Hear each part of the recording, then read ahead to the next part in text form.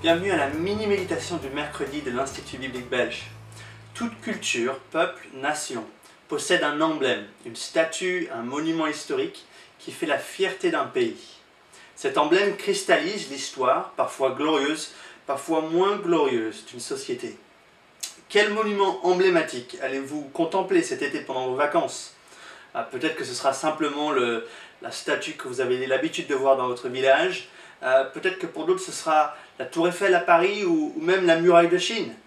Qui sait? Dans tous les cas, on a tous accès à des monuments emblématiques qui retracent l'histoire de notre population, qu'elle soit locale ou nationale.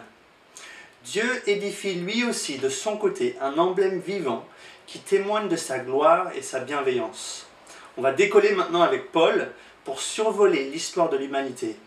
En 9 versets, Paul nous donne un point de vue panoramique sur le projet de Dieu dans Éphésiens 1, versets 3 à 14.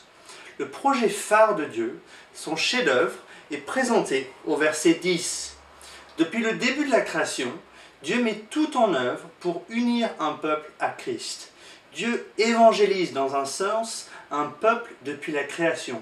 Il rassemble un peuple d'hommes et de femmes unis à Christ pour proclamer sa gloire. Le projet de Dieu contraste avec celui des hommes. Depuis Genèse 3, ils avaient entamé un projet d'autodestruction en prenant leur distance du Créateur.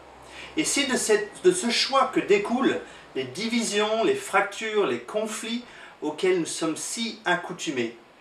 Nous sommes les ingénieurs de toutes sortes de divisions, parfois visibles, mais le plus souvent invisibles. Dieu, lui, continue d'avoir un seul projet en tête, malgré cette rébellion massive. D'après le verset 6, il adopte des enfants rebelles dans sa famille pour les combler en Christ. Les 3 personnes de la Trinité travaillent d'arrache-pied pour nous combler selon le verset 5, le verset 9 et le verset 13.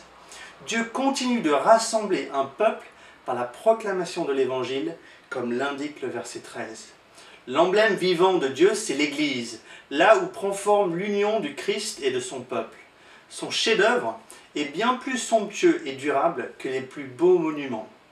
Dieu façonne un organisme vivant, un corps qui grandit en bonne santé lorsqu'il est uni à Christ. Devant le génie du plan de Dieu pour des pécheurs, nous sommes conviés à l'adoration de Dieu, car il comble son peuple en Christ.